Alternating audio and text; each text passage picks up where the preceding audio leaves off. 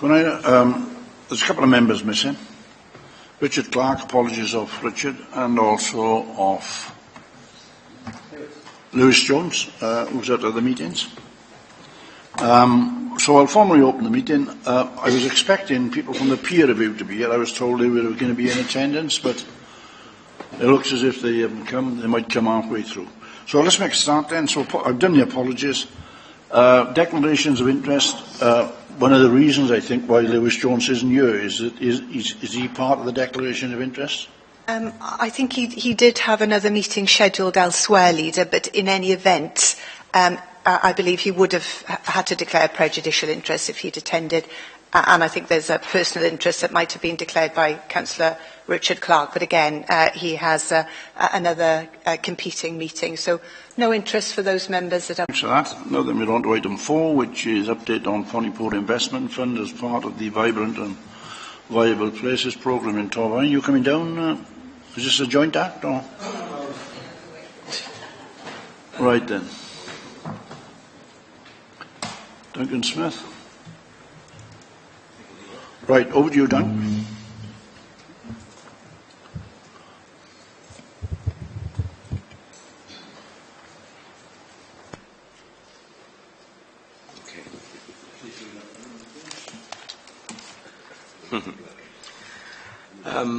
This is more than an update, actually, Leader. This is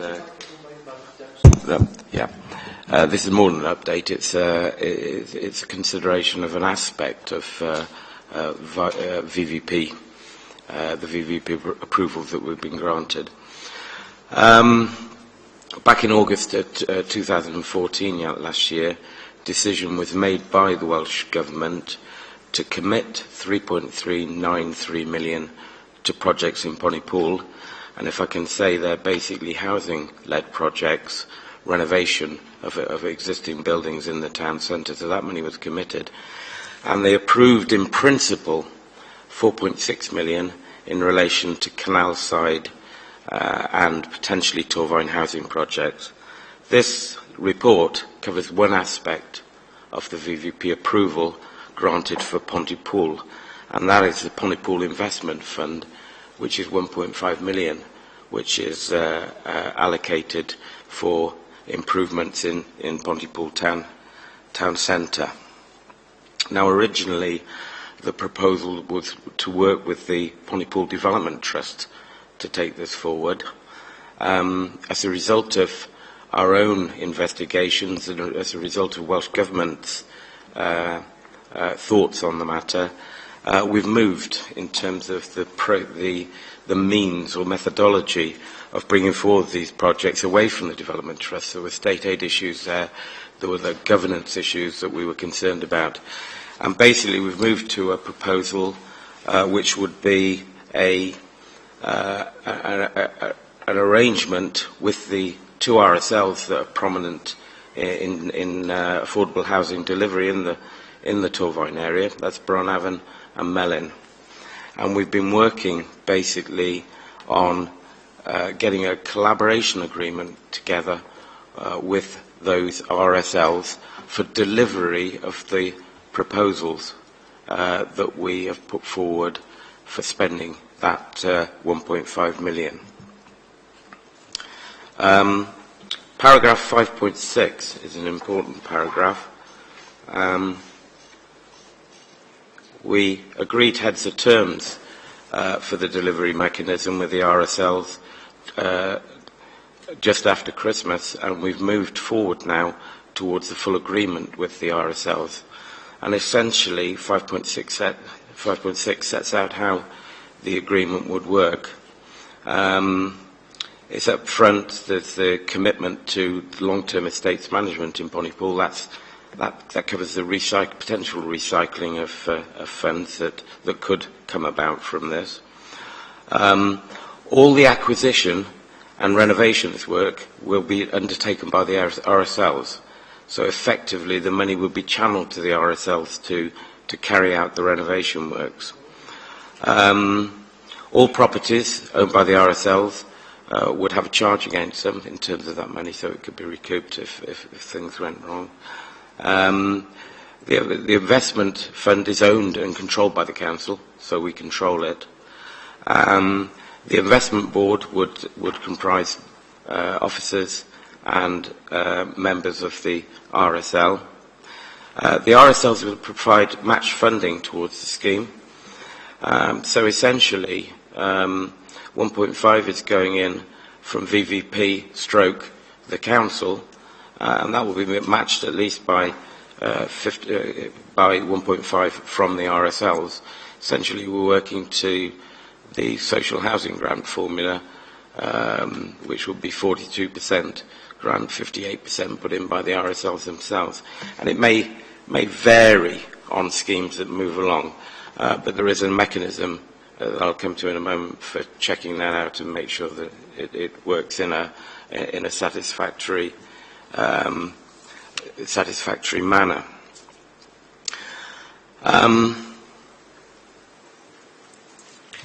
We are almost ready to sign the collaboration agreement. There are some very minor outstanding points, and in order to draw the money down, the collaboration agreement has to be signed before the 20th of March to draw that money down this year. And that's why I've asked for this special cabinet. If I went to the 24th, we'd miss out on that money. Essentially, the signing of the agreement is a trigger for release of that money. So we're proposing that the agreement is fully signed up and engrossed on Friday, with drawdown of that money in the following week from Welsh Government to go into the fund. So it's absolutely crucial that this decision is taken speedily. In terms of what I'm asking today, first I'm asking that I have delegated powers in consultation with the Chief Legal Officer to sign the agreement off. That's the first thing. Secondly, in terms of the way the projects would work, there are a list of schemes that have been identified that would be suitable for these renovation projects. There's an amount of detailed work, and not least in some cases acquisition, to take place before those schemes come to fruition. And essentially, I'm asking for delegated powers to myself in consultation with Nigel to sign off those schemes once the full appraisals are in place and we're aware of the full financial consequences. The reason for that, again, is the reason for not coming back to Cabinet on that. We've got to move relatively quickly here. And as I say, the schemes are identified. The properties that we'll be working with are identified within the document. It's a matter of getting together schemes that actually work within the parameters of the grant. Once that happens, then I'll be taking those to Nigel and agreeing that we can sign those schemes off so the RSLs can get on with the work. And that, in a nutshell, is it. That's fine. I didn't have no concerns until I sat down at the table, actually, and they're not necessarily concerned, but there are issues which I just want to raise, because originally, not with this allocation of this money, there's no member involvement in this at all. And the last time we ventured on a venture with no member involvement gave us a huge problem. In fact, probably the biggest problem that this borough have ever known. And where we started from when this started, and I should have raised this before this meeting, was that I know Lewis Jones was part of a group in Pontypool, and patently their expertise was not the expertise to deal with this sort of volume of money. And then there was discussions taking place, and now this has emerged. And whilst I've sat here, I've just been thinking that we've got, mainly because we've got our housing officer up there, and we've got Gunaira sat here, and there's, who does this group, we're giving you sort of plenary powers, you and Nigel, but who do you update, who do you report to, what input is there, if any, of councillors into the way that you make decisions around this? Because what we're doing now is handing over to you plenary powers, you, the legal officer, and Nigel to continue. And I'm just raising the question, who do you report to? And the other thing I'm raising is in relation to canal side, if we pass this today, Linda, does that mean that the canal side as well, or is this specifically for Pontypool? All right, that's fine.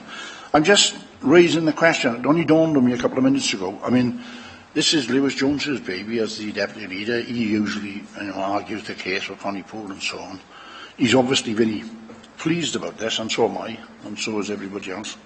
But I'm just asking a question. Where do you and Nigel report to in terms of the ongoing project? As you're doing this, you're doing that. There's got to be a mechanism by which you report to the council, whether it's via Ganaira or whether it's via Lewis. That grouping is probably defunct now, is it, that they had originally? So I don't know who's going to ask that question. Linda? Well, I think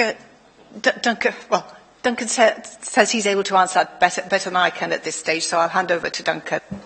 Point of reference would be the executive member for this, which would be Lewis. But however, and I think you make a good point, may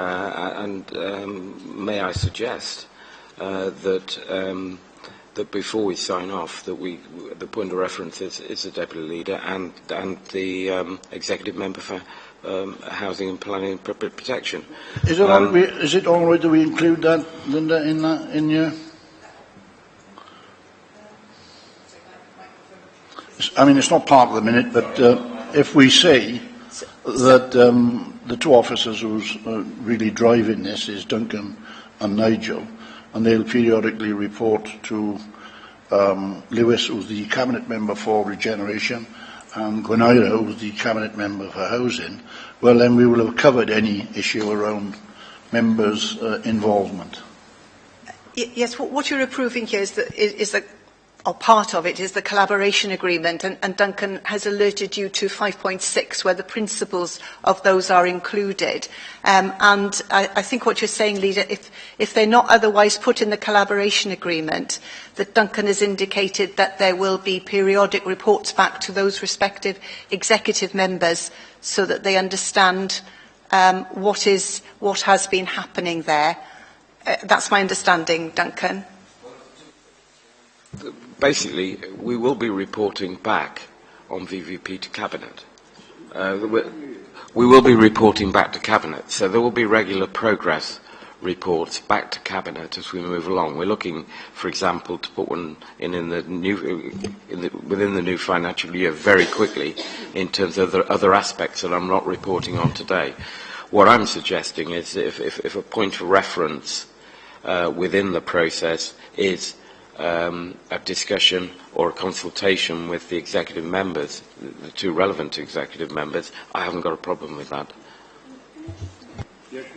Thank you, Bob, for raising that, because I was going to raise it as well. That would be my concern. And really, we need to be in there from the beginning, not just to have a report back later on when things have been decided. So thanks for raising that, and I hope that that can be accommodated. John? Yeah, can I first of all say that I'm totally and utterly supportive of the Register of Social Landlords taking this as a lead, because our concerns in the beginning that we didn't feel that the council was at that time was equipped, I think, to take such a major project forward. I believe that the two RSLs, they are equipped in my mind. Just a couple of queries if I could then, Dunk, because when this VVP was granted to us, a total of £8 million, it was a package in relation to the Pontypool element and the Cwmbran element. That was the package, as I recall. Now, I know we're going to talk about Cwmbran some other time. Is there authority now from the Welsh Government to split the two elements of the Pontypool package and the Cwmbran package without it being detrimental to either? That's the one question. The other question is, on the Pontypool Investment Fund of 1.5 million for housing, is that part of the 3.3 million, or is it in addition to? That's another question. And the last question is, you're saying that we've got to sign this up now by the 20th of March. Okay, we can probably be ready for the element of Pontypool by the 20th of March, but we're certainly not going to be ready by the 20th of March for the Cwmbran element, and is that going to be a detriment? The discussion this morning is around the Pontypool amount, so there's no need to talk about the Cwmbran element. That'll come with it before then, and we've got a discussion after this meeting where that'll be raised. I'm more concerned... Yeah, but with all due respect, I'm worried. You said it's got to be signed off by the 20th of March, but is that the total package, or just the Pontypool element? Let Nigel answer. No, I think it's Duncan will answer. Duncan. Questions. First, no linkage. There is no linkage between the two. Pontypool can go ahead on its own as it is at the moment. Secondly, the 1.5 million is part of the 3.39 million. Although I did stress earlier that is virtually doubled because of the money the RSLs bring in, and that's as a whole, if you look at that as a whole. And your final point, no, canal-side Torfaen housing projects will be subject of further a report to Cabinet, I would imagine in April, and that is still subject of discussion with the Assembly. We have to draw the 1.5 down this year, hence my haste and my need for this Cabinet meeting. In terms of the rest of the monies, that can wait. Decisions relating to that can wait into the new financial year. Which is what I just said. Anyway, thank you for that, Duncan. Yeah. Anyway, let's get to the root of it. What I need, Linda, off you. First of all, we welcome Bronavon and Melin coming together. I think it's a good arrangement. We welcome the whole process anyway. But I am concerned about the fact that there should be, as Gunaira said, some mechanism by which members are kept up to date, and it's not sufficient to come back every 3 months or 6 months or whatever. I think we need, as Gunaira said, as the Cabinet Member for Housing, some involvement through this. Now, whether you work it on a feedback basis where you meet with Gunaira and Lewis Jones, who's the Cabinet Member for Regeneration, and report back to them or not. I don't know. I'm looking for Linda, or unless you've got a suggestion, Nigel, go on. What I would suggest, I mean, under recommendation 1, you've got your delegating powers to the Chief Officer of Neighbourhood Services to enter into a collaboration agreement and then to make decisions on, in consultation with me. It would seem sensible if we added into that, in consultation with the relevant executive members, I'm happy with that. Councillor Clark and Councillor Lewis Jones, and the Assistant Chief Executive Resources. So it's in the second bullet point, which covers it all. So, as a final point, I think you're going to also have to agree a recommendation to implement these recommendations urgently, bearing in mind what Duncan has said about signing this next week. So that would be my suggestion, that we add that to the recommendation and you agree to implement them urgently. Is that okay, Linda? Right, that's what we'll do then. Given that we've got those assurances that members will have hands-on involvement from the onset, all agree with the recommendation shown? Thank you very much. Thank you for that. It's got to be the shortest cabinet meeting we've had.